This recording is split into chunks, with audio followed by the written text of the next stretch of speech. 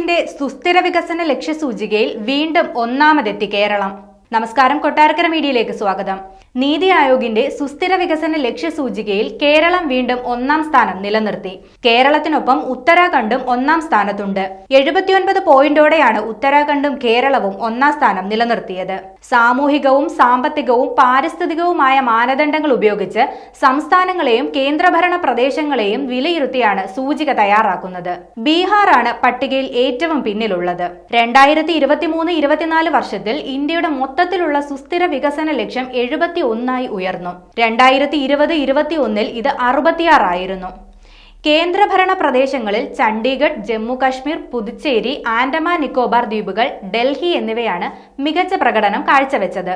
NITI Aayog CEO BVR സുബ്രഹ്മണ്യമാണ് സൂചിക പുറത്തിറക്കിയത്. കേരളവും ഉത്തരാഖണ്ഡും ഒന്നാം സ്ഥാനം നിലനിർത്തിയപ്പോൾ 78 പോയിന്റോടെ തമിഴ്നാടും 77 പോയിന്റോടെ ഗോവയുമാണ് തൊട്ടു പിന്നിലുള്ളത്. ബീഹാർ, ജാർഖണ്ഡ്, നാഗാലാൻഡ് എന്നിവയാണ് ഈ വർഷത്തെ സൂചികയിൽ ഏറ്റവും മോശം പ്രകടനം കാഴ്ചവെച്ച സംസ്ഥാനങ്ങൾ.